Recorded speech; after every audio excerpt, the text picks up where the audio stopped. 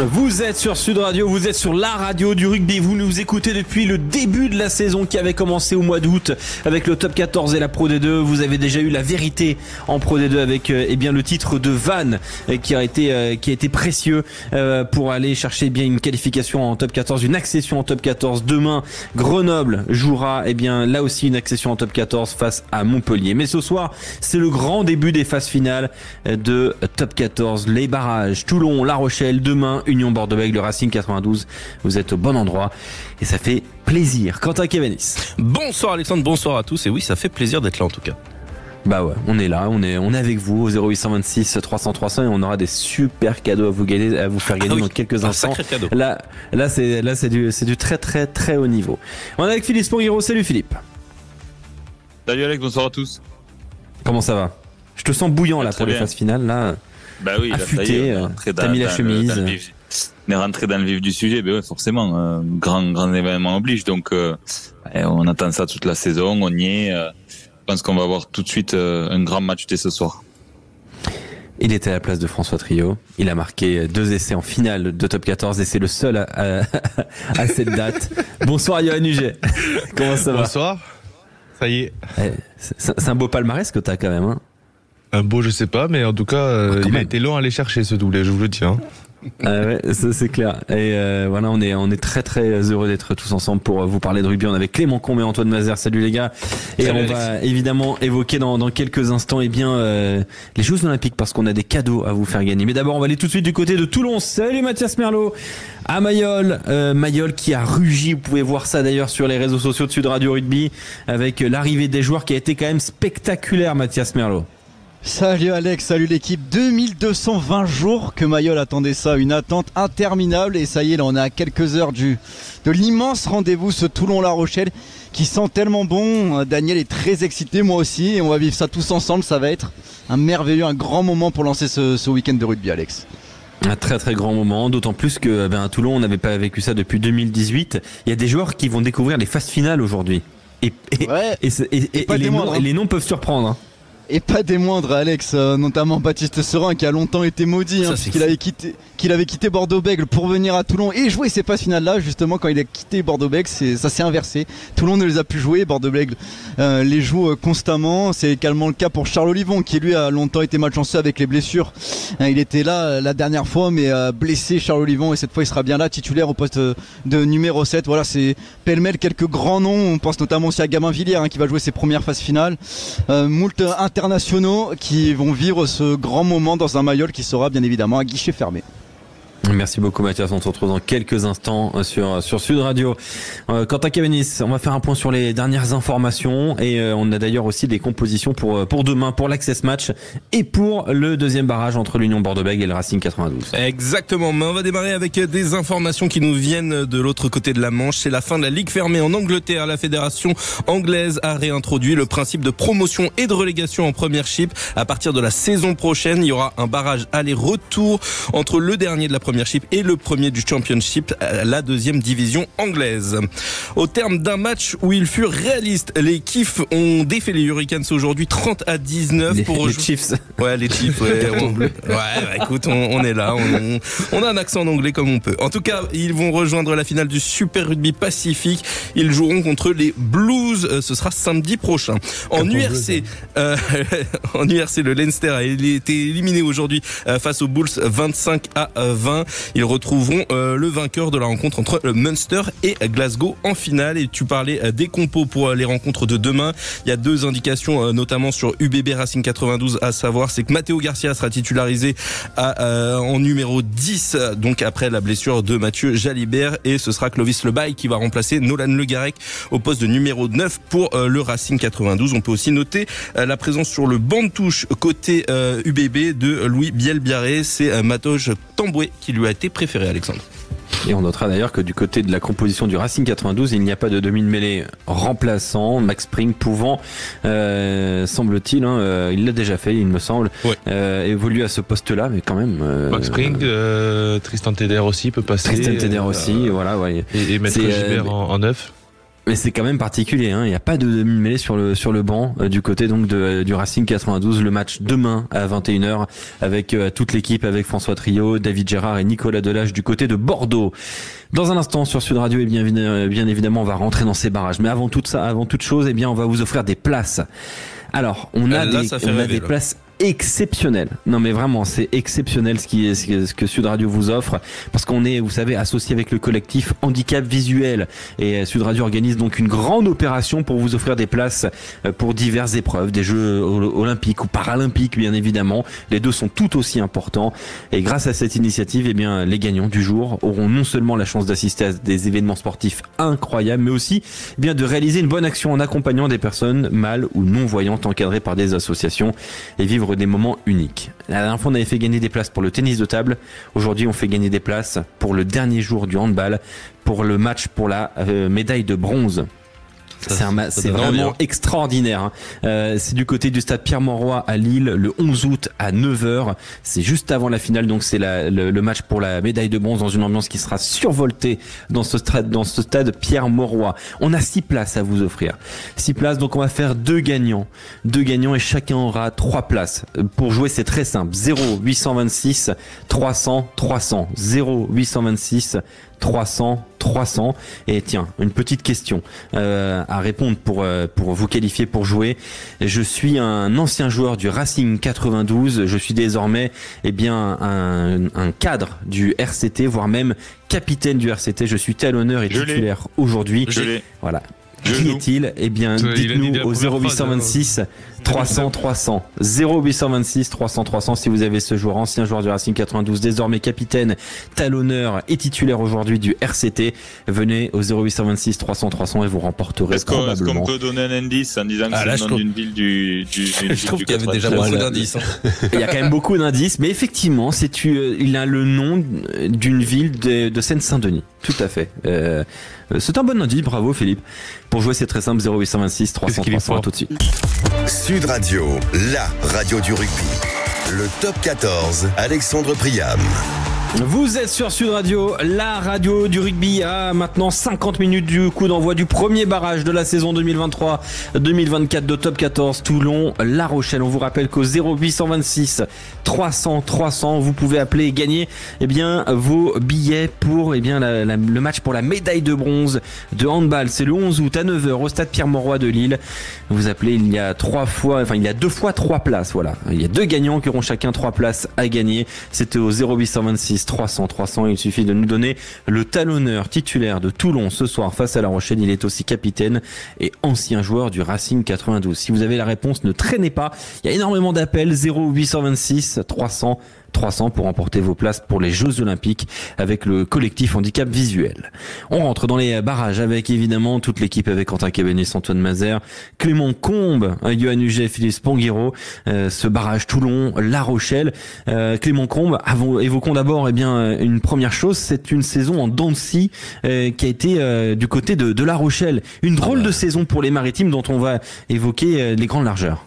Clairement, c'est une saison en dents de scie, c'est la définition même de la saison des Rochelais. D'abord, ça commence, on va quand même le rappeler, par un traumatisme en finale du top 14 la saison dernière face à Toulouse.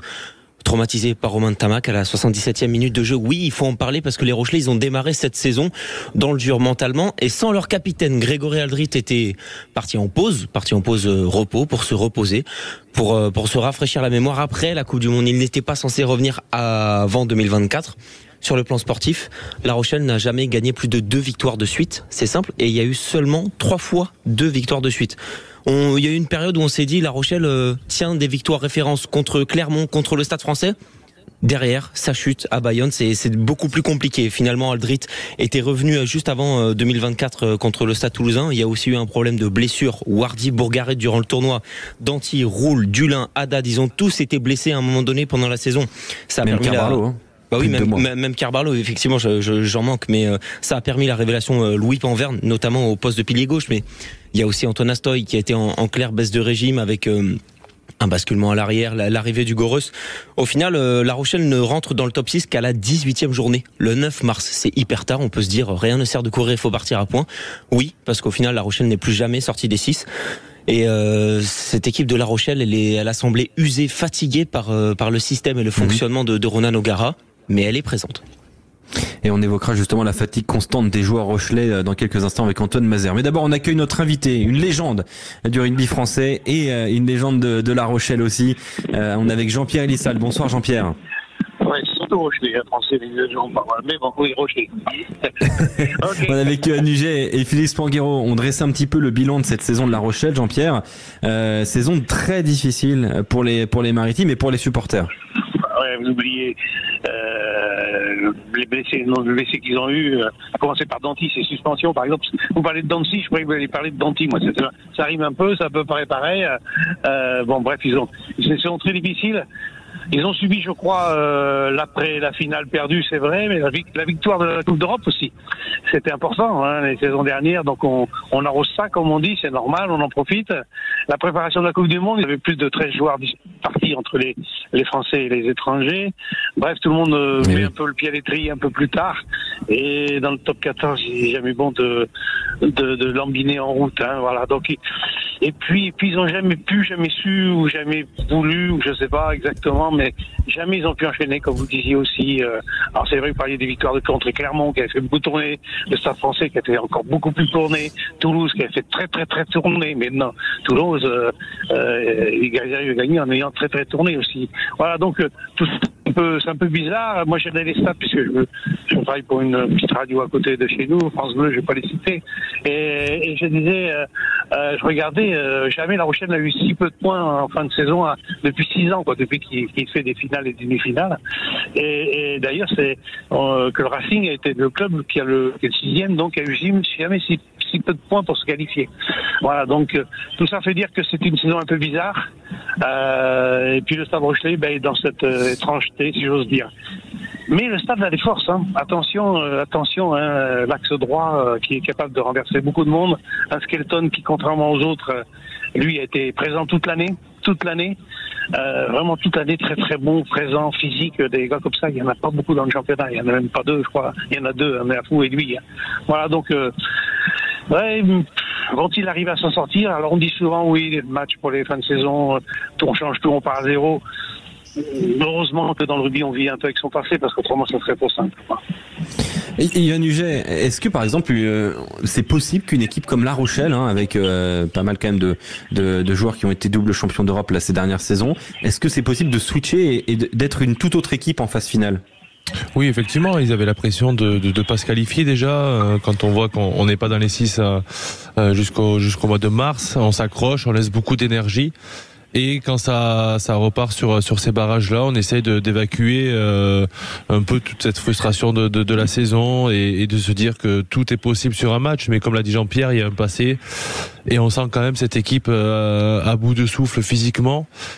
On les sent pas maîtriser encore totalement leur sujet. On voit qu'ils avaient une ligne, une colonne vertébrale et ils ont sorti Joe Danty, voilà, pour ce centre du terrain, pour aller percutant et avoir cette animation avec les avants derrière. Et là, il est remplaçant ce week-end. Donc je sais pas trop leur plan de jeu pour aller à Mayol. Justement, on parlait de la fatigue des joueurs rochelais, Antoine Mazer. Elle a duré, en fait, c'est une constante, c'est pas nécessairement d'ailleurs de cette année. Hein. L'année dernière, on avait un petit peu le même discours. Oui, mais l'année dernière, ils ont réussi quand même à les bonifier, à jouer sur les 2 tableaux. Cette saison, La Rochelle, on a senti qu'ils n'étaient pas capables d'aller jouer sur les 2 tableaux. Ça s'explique aussi par rapport à cette année Coupe du Monde, hein, avec notamment les internationaux qui ont eu plus de mal à revenir. Tout à l'heure, on parlait de Grégory Aldric qui, fatigué physiquement, mentalement, a eu besoin d'arrêter le rugby. Il est revenu qu'au mois de janvier. On peut également citer Jonathan Danty, un des joueurs les plus utilisés par Ronan O'Gara ces dernières années.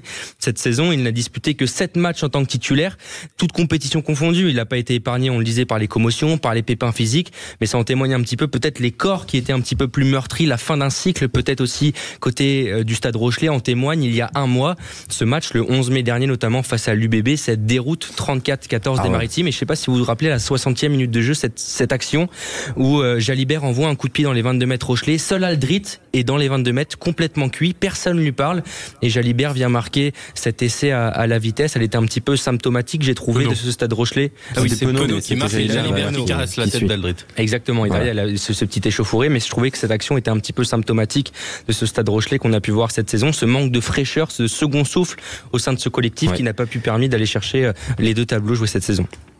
Philippe Sanguiro, quel est le problème de ce Stade Rochelais? Est-ce que c'est simplement circonstanciel avec la Coupe du Monde, avec la défaite, comme le Jean-Pierre le disait lors de la finale de Top 14, où il y a une vraie part de responsabilité à mettre sur le management de Ronan O'Gara? Alors, c'est difficile de répondre à cette question. Je pense que Ronan O'Gara est un type de manager qui a du mal à durer quand même, parce que il a besoin de conflits avec ses hommes. Il est dans la dureté. Donc dans le rugby d'aujourd'hui, je suis pas sûr que ce soit le type de management qui puisse durer très longtemps, surtout quand ça va un peu moins bien, quand il y a un grain de sable dans la machine. Ça, c'est un premier point. Le deuxième point, c'est cette profondeur de banc du Stade Rochelais. Quand on voit cette équipe qui était en capacité d'être champion de France et champion d'Europe l'année dernière, et qui aujourd'hui est autant en difficulté, bon, c'est difficile bien sûr de comparer avec Toulouse, mais quand on voit cette profondeur de banc qu'a su avoir le Stade Toulousain cette année en utilisant presque 60 joueurs, on voit que le Stade Rochelais a manqué de cette profondeur de banc pour une équipe qui veut prétendre jouer le très haut du tableau sur les 2 compétitions. Donc ça, c'est aussi un sujet, cette profondeur de banc. Et ensuite, en effet, il y a la vraie question pour moi qui se pose, c'est est-ce qu'on est sur une année délicate à digérer après un titre et puis après une finale traumatisante, ou est-ce qu'on est sur une fin de cycle? J'ai plutôt l'impression qu'on est sur une fin de cycle, moi, du côté du Stade Rochelais, avec des joueurs importants qui commencent à marquer un peu le pas. Et donc, c'est toute la question. Après, on repart de zéro. Comme le disait Johan, Castres nous a montré que en étant 6e et en rentrant dans les 6, quasiment sur la dernière journée, on pouvait être champion. Mais malgré tout, on ne sent pas le Stade Rochelais. Il y a 10 ans, assez... quand même. Non, il y a moins que ça. Même contre l'année où ils sont champions contre Montpellier, je crois qu'ils sont pas qualifiés directement et qu'ils se qualifient quasiment sur la fin. Mais tu sentais un caractère collectif quand même sur la saison, souverain à domicile, parce qu'on l'a pas dit, mais cette année, il y a aussi une défaillance terrible à la maison, qui est assez symbolique d'un manque de caractère collectif aussi de cette équipe. Ben, comme le dernier match à domicile face au Racing. Ouais, c'est vrai. Non, mais le dernier match, il est franchement, il y a La Rochelle qui a le bonus offensif, qui le perd à la dernière seconde et permet d'ailleurs la qualification du Racing au détriment du Castres Olympique. Jean-Pierre Elissalde, est-ce que tu ressens aussi cette possible fin de cycle à La Rochelle pour cette année ou pour la prochaine? J'allais me poser la question justement, plutôt on va me glisser là-dessus. Je pense que la saison des prochaines risque d'être difficile. C'est une équipe qui est trentenaire. Regardez le petit Gigou qui arrive, parce qu'on parlait des blessés, mais il y a aussi, il y en a, on en a oublié Dilem, Boudehan qui n'est pas là, Thomas Lavaux, Botia, Bravo. Donc franchement cette année, ça faisait, moi depuis que je suis revenu à La Rochelle, ça fait 5-6 ans, jamais on a vu une série comme ça, une série noire, je veux dire, de blessures. Et des blessures qui durent en plus. Hein. Voilà, donc ça c'est la Pépin Verne, encore le dernier jeune, le plus jeune qu'on avait depuis la dernière blessure. Oui, moi je lis pas dans les cartes. Hein. Alors c'est vrai qu'il y a des règles. On peut toujours dire quand une saison est difficile, faite de haut et de bas, beaucoup de bas, avec des difficultés. Mais je crois qu'on revient pas assez sur le jeu Rochelais.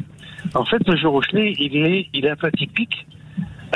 Parce que quand on va jouer Perpignan, aujourd'hui Bayonne, tous ces clubs qui sont derrière le Stade Rochelais, même Clermont, qui sont derrière le Stade Rochelais, on voyait qu'il y avait des volontés de jeu, de déployer le ballon à l'aile sans s'arrêter au milieu, de relancer avec des gens qu'on débatte. Et La Rochelle, c'est un bulldozer depuis quelques années.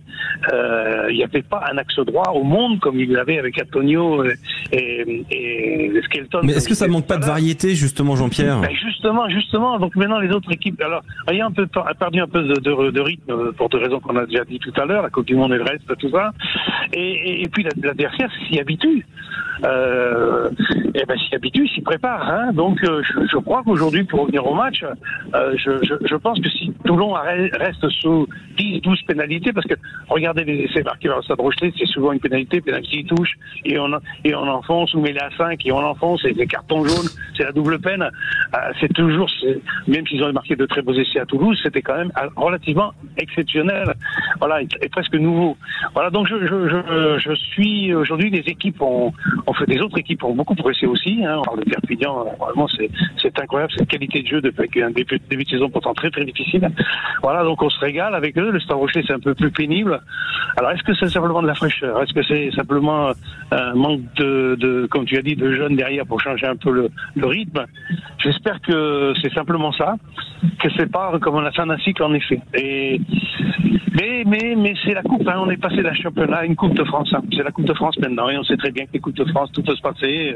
Un carton rouge ici par là, une blessure, Serein ou Olivon, parce qu'on revient pour parler de Toulon. Mais moi je suis pas enthousiaste, j'ai passé l'âge, mais je suis en admiration devant la qualité humaine de Olivon, quoi. Vraiment, il est présent, il est le chef de cette équipe, il est le chef discret de cette équipe. Serein est un peu le demi-mêlée, un peu branleur, entre guillemets, excusez-moi l'expression. Aboyeur, oui, parce que c'est plus poli à la radio, mais c'est branleur, quoi. On parle vrai sur Sud Radio, Jean-Pierre. Oui, je sais, je vous écoute, oui. Et dans tous les niveaux d'ailleurs.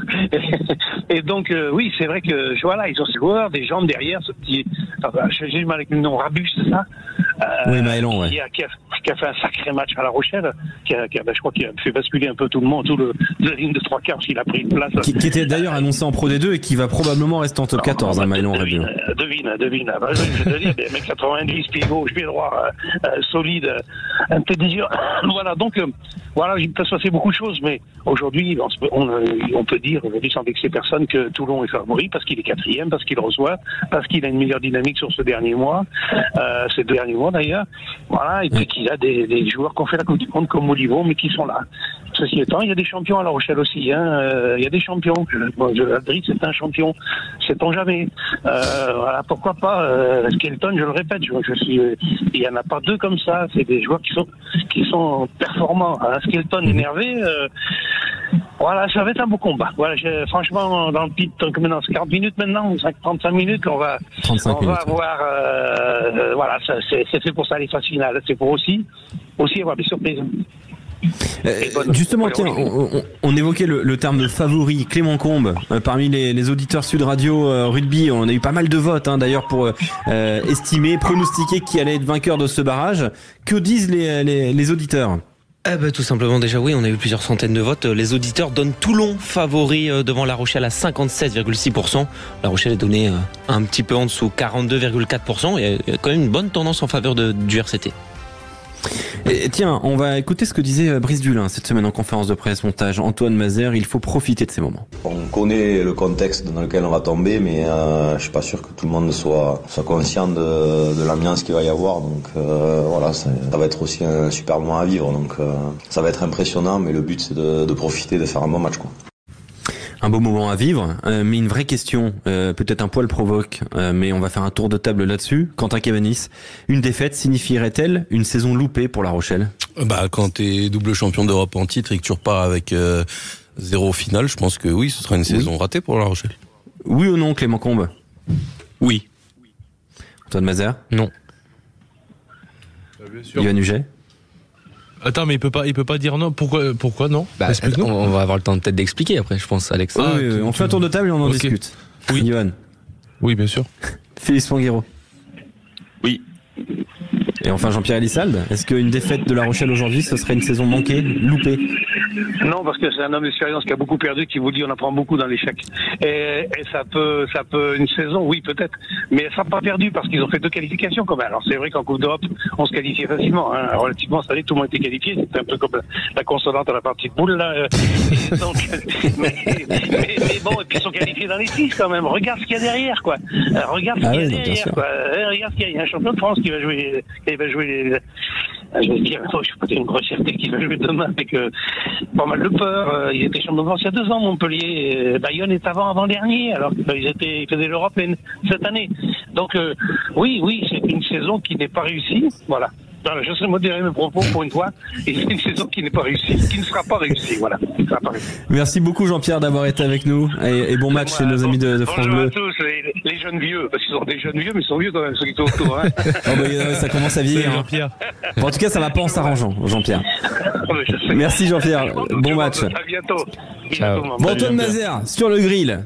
Pourquoi ce ne serait pas une saison loupée de La Rochelle? Yoann Huget, pas d'accord du tout avec ton opinion. On va quand même te laisser développer. Non, parce que je pense que, comme le disait Jean-Pierre, on est. Alors, je sais pas si on peut parler de fin de cycle, mais surtout, l'objectif de La Rochelle, je pense, c'est vraiment de miser sur sa formation, de repartir sur de nouvelles bases, de baisser un petit peu cette masse salariale, de faire plus confiance à des jeunes qui montent. On l'a vu cette saison, on parlait de Louis Panvert. Donc, le résultat, on s'en fiche. Ben justement, je pense qu'il faut accepter, de faire des saisons de transition, ce qu'on appelle les saisons de transition, en peut-être déjà se qualifier. Ils l'ont fait sur la dernière journée.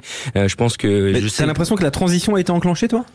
Oui, ça commence. Après, forcément, les résultats, ils vont pas être sur le podium, ils vont pas faire comme Toulouse fait avec ces jeunes.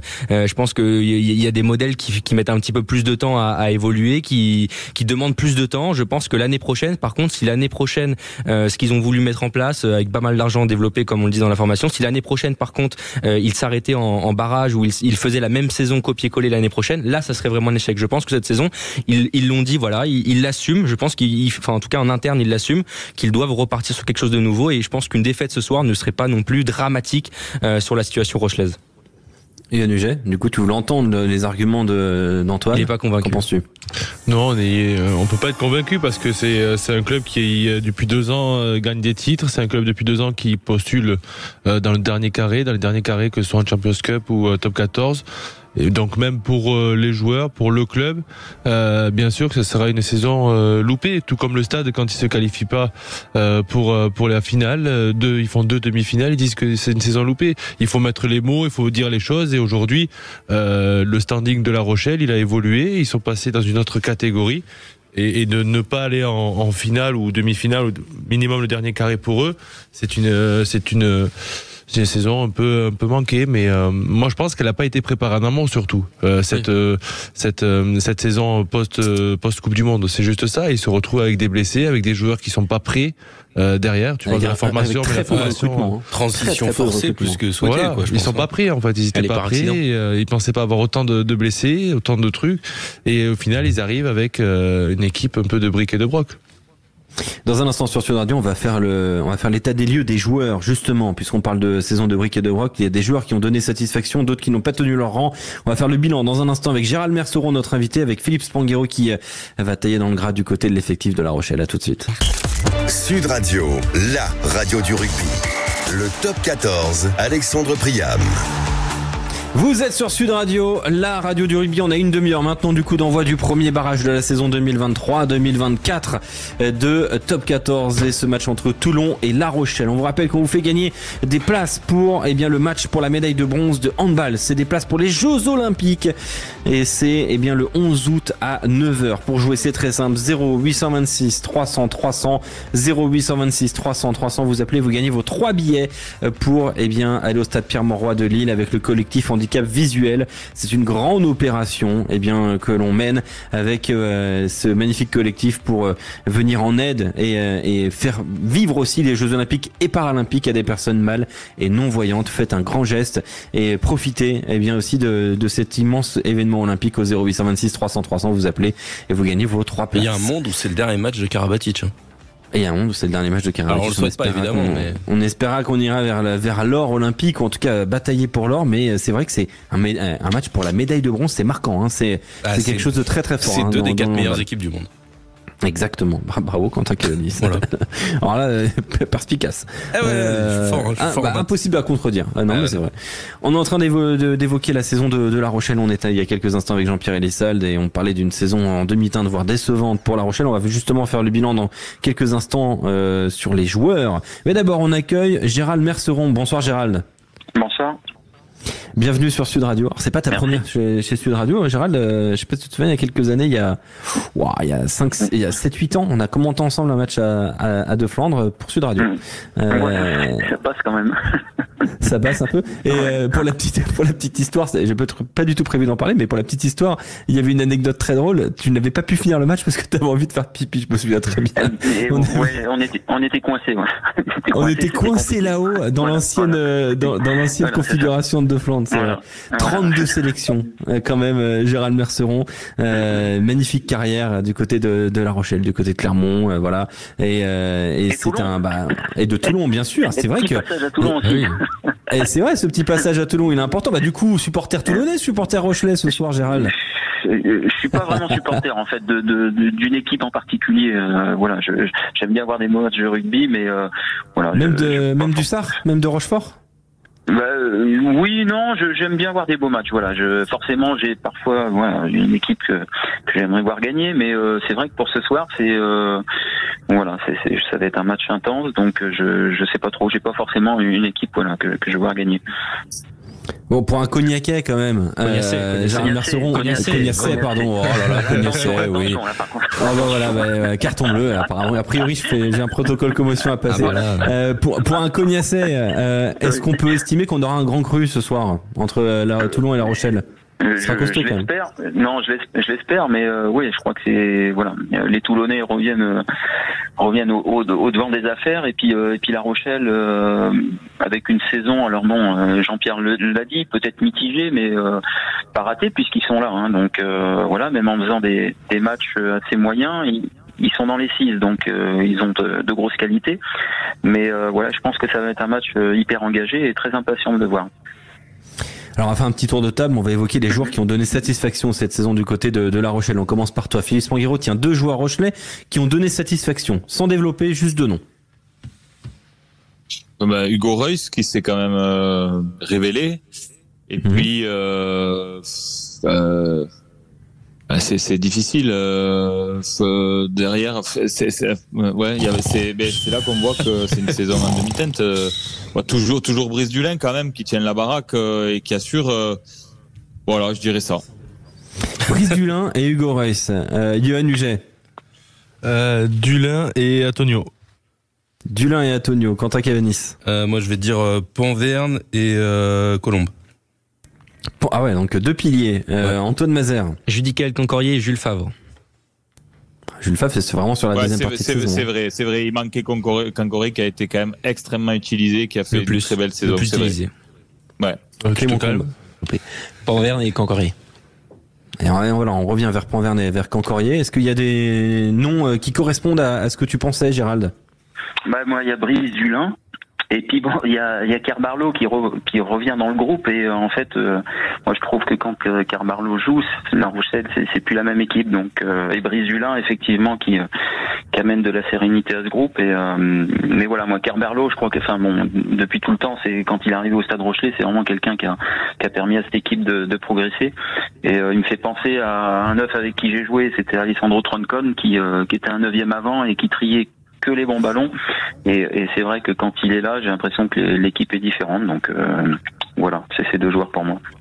Est-ce qu'il y en a qui n'ont pas tenu leur rang cette année, Antoine Mazer, des joueurs rochelais qui sont passés à côté de leur saison par la fatigue, par diverses raisons? Il y a notamment un joueur qui a eu les clés du camion, notamment la saison dernière, c'est Antoine Astoy, qui avait été recruté pour ça, pour apporter ce qu'il faisait à la section paloise, sa polyvalence et son jeu au pied, sa précision notamment là-dedans. J'ai l'impression que cette année, il a peut-être un petit peu mal digéré sa non-participation à la Coupe du Monde. Il y a eu la prépa qu'il a fait, il y a eu ça derrière. Il fallait 2 noms et il nous a fait un roman, Antoine.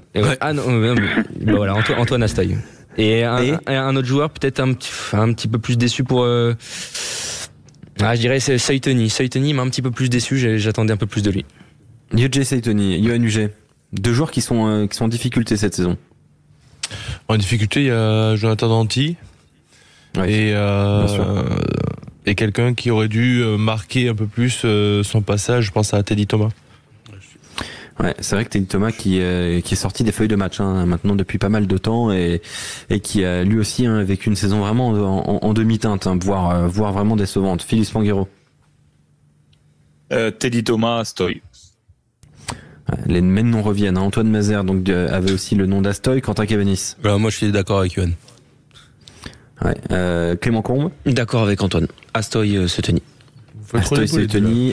C'est juste qu'il parle avant moi, c'est tout. Gérald Merceron, on donne beaucoup de noms derrière, notamment. C'est pas innocent. C'est un petit peu plus difficile. C'est plus difficile de donner des noms quand c'est pour dire que les joueurs n'ont pas été à leur niveau. Mais c'est vrai qu'Astoy, je rejoins le premier commentaire. Je crois qu'il a eu du mal à digérer la Coupe du Monde quand même. C'est quelqu'un qu'on avait emmené pour jouer au poste de 10 et qui n'a pas forcément été utilisé. Après, c'est vrai que Jonathan Danty derrière, c'est un super joueur, mais c'est vrai qu'il coûte souvent cher à son équipe. C'est peut-être pour ça que effectivement sur un match comme ça couperé, il est peut-être pas là. Après je sais pas, hein, je vois pas tous les matchs et je suis pas toutes les rencontres, mais après c'est tout le temps délicat parce que l'équipe a eu de la difficulté et on sait que c'est dans le collectif qu'on se retrouve, et là je crois que c'est l'ensemble de l'équipe quand même a manqué de lien sur cette saison, donc c'est difficile de détacher des joueurs, mais voilà, c'est plus facile d'en détacher pour le côté positif que le négatif, parce que bon, ça reste un ensemble de joueurs, mais c'est vrai que ces joueurs-là ont peut-être pas apporté ce qu'ils auraient dû au groupe.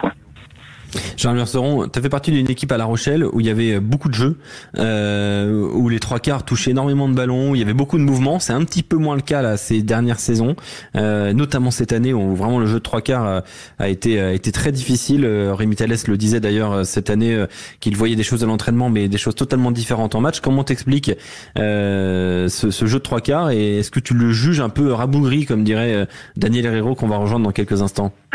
Non, c'est vrai que cette saison, c'est assez surprenant, parce qu'ils étaient quand même depuis quelques années sur un jeu plutôt huilé, avec des avants conquérants. Alors peut-être que ça part aussi de là. Ils ont peut-être une conquête un petit peu moins performante, ce qui leur permet pas trop de s'exprimer, mais je sais pas, ils ont un petit peu changé leur façon de jouer. C'est un petit peu surprenant. Après, quand tu dis qu'à l'époque on jouait beaucoup, on jouait comme on pouvait. On était certainement moins bon techniquement que sont les joueurs aujourd'hui, donc avec peut-être un peu plus de difficultés des fois à se faire des passes, mais c'est vrai que cette année La Rochelle, pour les matchs que j'ai pu voir, ça a été assez décevant derrière, parce que même si la conquête est pas hyper performante, ils ont quand même des ballons, mais je sais pas, j'arrive pas à l'expliquer, c'est assez surprenant, et c'est peut-être pour ça qu'aujourd'hui ils se retrouvent à faire un match de barrage, mais je crois que s'ils veulent passer ce match, il va falloir qu'ils jouent, et c'est ce qu'ils ont fait sur les 2 derniers matchs. Ils ont un petit peu plus joué, ça s'est un petit peu mieux passé pour eux, mais c'est vrai que s'ils jouent pas trop ce soir, ça risque d'être compliqué face aux Toulonnais. Yoann Huget, toi qui étais ailier, quand on regarde un petit peu la saison de Jack Noël en top 14, il marque 3 essais, et Dylan Leeds en marque 5. C'est quand même pas non plus des scores très très élevés quand même pour les trois quarts rochelais. D'ailleurs, au passage, pour aller sur ce point-là, La Rochelle qui présente aujourd'hui la 10e attaque du top 14 au moment d'attaquer ses phases finales, Yoann. Ouais, comme disait Gérald, les ailiers sont révélateurs du travail collectif. C'est-à-dire que si les ailiers marquent très peu, c'est-à-dire qu'il y a un problème dans le collectif, où c'est pas l'huilé, où les ballons n'arrivent pas. Et après, il y a le jeu quand même des Rochelais, qui est pas très porté non plus sur les extérieurs. C'est d'abord ça passe par devant, il y a un point d'appui avec notamment Jonathan Danty, et puis d'une fois qu'il rentre dans les 22 mètres, c'est la balle en priorité aux avants. Donc c'est rare qu'il y ait des meilleurs marqueurs d'essais Rochelais quand même dans les ailiers, mais je trouve que pour un ailier comme Jack Noël ou Dennis Slade, c'est des joueurs qui sont révélateurs du collectif. Et aujourd'hui, le collectif de La Rochelle est pas très marqué, contrairement aux années précédentes. Ça fait plaisir de donner un carton bleu à Lyon. Comment? Dylan Slade, Dylan Leeds, mais pourquoi pas? Carton bleu. Non, pas du tout, vous êtes malades, les gars. Il y a un Dylan Slade, je sais pas qui est cette personne. C'est le cousin de Colin. C'est le cousin de Colin Slade, peut-être. Philippe Sporguero. Non, il y a un point aussi dont on ne parle pas beaucoup, c'est cette capacité à gagner la bataille des rucks et à jouer des ballons de récupération, parce qu'ils ont des joueurs qui ont su les exploiter, mais leurs meilleurs performeurs sur le sujet, ils n'ont pas été présents une partie de la saison. Bourgarit, Botia, Danty, ils ont peu joué et ils sont en difficulté sur ce secteur. Et ce soir, c'est ce que j'attends de voir, c'est que ces joueurs-là, ils sont pas sur le terrain aujourd'hui. Et La Rochelle est beaucoup plus en difficulté. Et la saison dernière, ils ont beaucoup marqué aussi sur ces ballons de récupération. Un dernier mot avec toi, Gérald, avant de te libérer. Le match des charnières ce soir, Carbarlo-Astoy contre Serein-Garbizy. Quelle nuance tu vois entre les deux charnières notamment? On a 2 neufs qui jouent, c'est diamétralement opposé. Pour moi, c'est vrai qu'on a et Baptiste Serein, c'est un joueur que j'adore aussi. C'est vrai que il a pas le physique de Carbarlo, mais par contre il s'envoie comme un chien, et il a une science du rugby quand même assez forte. Donc voilà. Garbizy, c'est un joueur où j'ai un petit peu plus de mal, à savoir si il est dans son match ou pas, quoi. C'est également un super joueur, mais bon, il est quand même assez en dents de scie au niveau de son jeu. Et puis on retrouve en face Carbarlo, qui maîtrise vraiment le sujet, qui est le 9e avant, qui va jouer que les bons coups et ou faire jouer que les bons coups, et Antoine Astoy qui est là où je suis un petit peu déçu, c'est que c'est vrai que c'est un joueur, quand il était à Pau, qui attaquait beaucoup la ligne, qui faisait jouer dans le dos, et aujourd'hui il a plus un rôle juste de passeur en fait, alors qu'il a des qualités physiques, mais il a de grosses capacités physiques. C'est un joueur qui va très vite, qui est costaud, qui a un bon jeu au pied, et en fait il exploite pas ses qualités. C'est bien dommage. Alors peut-être que c'est ce qu'on lui demande, mais bon, j'aimerais le voir un petit peu aller attaquer cette ligne, parce qu'il est capable de le faire, et puis jouer un petit peu dans le dos de la défense. Donc mais bon, c'est quand même, c'est du 50-50 au niveau de la charnière. On a 2 bons 9 et 2 10, j'ai envie de dire, qui font une saison un petit peu peut-être en demi-teinte. Donc c'est du 50-50 au niveau de la charnière. Mais comme le match, 51 pour Toulon, quand même, il joue à domicile. Et on sait que c'est toujours difficile de s'imposer à Mayol, mais ça reste un match de barrage, un match de phase finale. Donc voilà. Mais moi, je suis très impatient de voir ce match quand même. Eh ben, on a hâte, nous aussi. Merci beaucoup, Gérald, d'avoir été avec nous sur Sud Radio. Passez une bonne soirée. Merci beaucoup. Et bon match. Bon match. On prend tout de suite la direction de Mayol avec Mathias Merlot et Daniel Herrero. Salut les gars. Salut Alex, rebonjour. Amis du jour, bonjour. Amis de Sud Radio. De t'entendre, Daniel. Ouais, je te remercie. Et évidemment, dans le contexte de ce match, de ce match de barrage ici à Mayol, évidemment, et dans mon cœur et dans mes yeux, il y a une espèce de grande turbulence. Je salue tout le monde dans la maison. Allez, j'espère vous entendre et vous avoir nombreux avec nous dans cette aventure de ce match de barrage. Justement, Daniel, tu assistais à l'arrivée des joueurs, tu assistes aussi à ce Mayol très rouge et noir aujourd'hui, peut-être plus encore que d'habitude, qui accueille une phase finale pour la première fois depuis 2018. Est-ce que tu as senti une émotion particulière ? Tu sais, lire les émotions dans le cœur, dans le corps des hommes, dans leurs yeux, dans leur attitude, c'est à la fois toujours délicat, parce que ça porte plusieurs choses. Dans la tienne. Mais dans la mienne, arrivant à Mayol, ou même dans le périmètre de Mayol, moi j'ai toujours la sensation que le tonnerre m'attend, que la turbulence est au rendez-vous de l'aventure, et que je vais vivre quelque chose d'assez rare. Mayol porte pour moi cette tonalité-là, tu vois. Là, nous sommes effectivement dans le stade maintenant quasiment plein. Il est absolument rouge et noir. Il y a quelques collègues qui se sont égarés là-bas avec un peu de jaune dans un recoin perdu, tu vois. Ou alors, enfants de La Rochelle, comme tu l'auras compris, mais ils sont quand même très très peu nombreux. Voilà. Et l'arrivée au stade, alors elle a pris un caractère un peu sacré. Il y a toujours beaucoup de monde autour des stades dans l'heure qui précède, toujours dans tous les stades du monde. Ici, il y a beaucoup de monde très tôt. C'est une vieille tradition de venir assez nombreux autour du stade. Dans les bars aux alentours. Oui, ou dans les bars, tu as raison. Sur le port. Même voilà, sur le port qui est pas loin, j'allais dire au pied des platanes qui sont juste en face. Il y a une espèce comme ça d'activation de la solidarité populaire. Tu vois, je retrouve 2 ou 3 collègues, ceux de la rue, ceux de l'aventure, ceux qui étaient cadets avec moi, ceux qui étaient au bahut avec moi, ceux avec qui je bosse.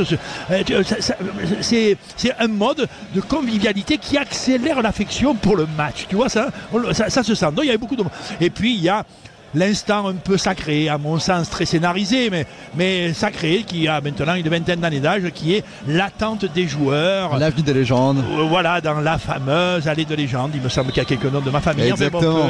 Peu importe. Vous êtes nombreux.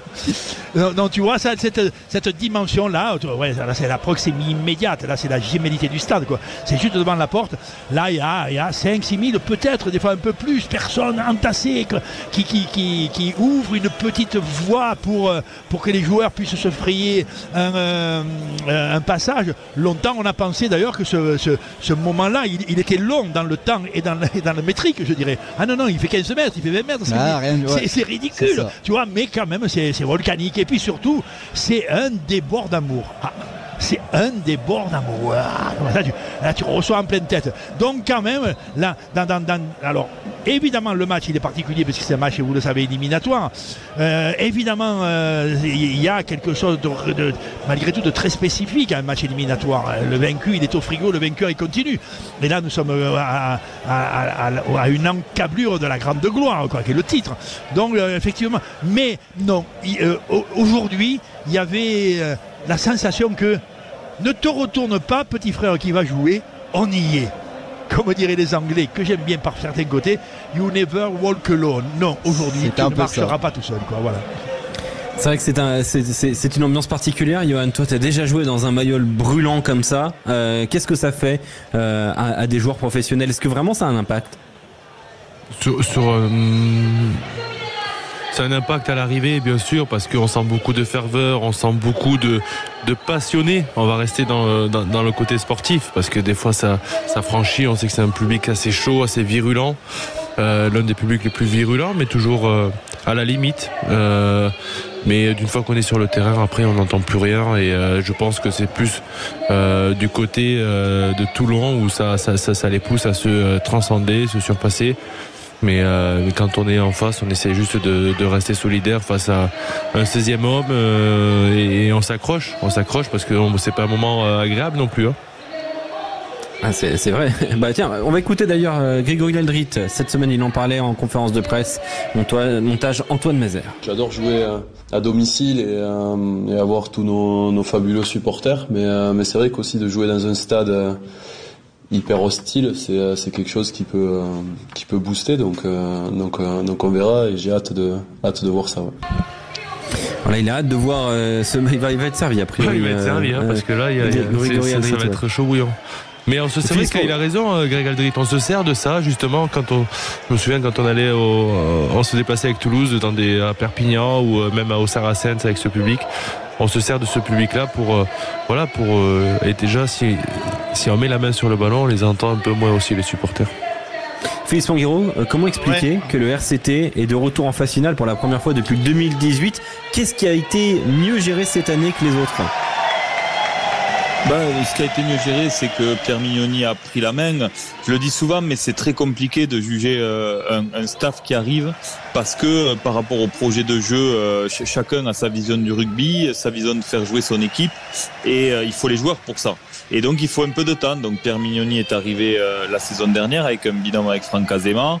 Ils étaient plutôt alignés, mais Pierre Mignoni n'avait pas pris complètement la main sur son équipe et là ça devient le cas cette année et je pense que le pic ce sera la saison prochaine quand il faut 3 ans pour avoir l'équipe type qu'on a en tête, le temps de sortir les joueurs dont on ne souhaite pas profiter dans son projet, de recruter ceux qui nous intéressent. Et donc voilà pour moi ce qui explique le rendez-vous du RCT auquel ils répondent aujourd'hui. Et aussi on les a pas vus arriver parce que on l'a dit hier, mais il y a eu tellement d'aléas extrasportifs. C'est toujours un club particulier de ce point de vue-là entre la direction et ses supporters. Mais depuis novembre ils sont là dans le top 6 et ils sont montés en puissance depuis. Et contrairement à d'autres équipes qui jouent en barrage, pour moi avec Toulouse, c'est l'équipe qui a le plus de certitude sur son jeu. Depuis de nombreuses semaines déjà, ils ont des matchs références, ils ont pas de casse, ils ont leurs joueurs cadres alignés sur le terrain ce soir, et donc il n'y a pas de surprise pour moi de voir Toulon là, et même pour aller plus loin, quand on se pose la question de savoir qui est capable de contrarier Toulouse, pour moi on aura des réponses déjà ce soir, il faut qu'il passe bien sûr, mais l'équipe par rapport à la dynamique qui est capable éventuellement de contrarier le Stade Toulousain, pour moi c'est le RCT. Justement, Daniel, le RCT a l'air construit, a l'air un peu plus solide cette année. Qu'est-ce que tu as perçu toi pour justement valider la thèse que développe Philippe?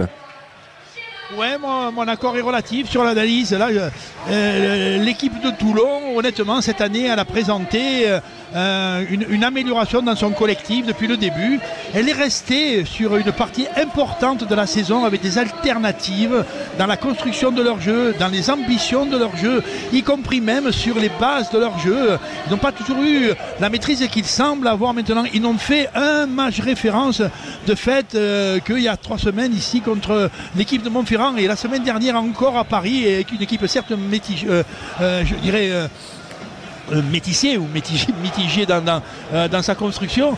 On n'a pas eu la sensation que tout était franchement en place. Par contre, à l'évidence, il n'y a pas eu de troubles, je dirais, psychologiques, de troubles de fond à l'intérieur de l'entente des hommes. Tu vois, le club est toujours apparu relativement serein dans son cœur et pas toujours très en place dans sa technicité, dans sa maîtrise, dans sa robustesse.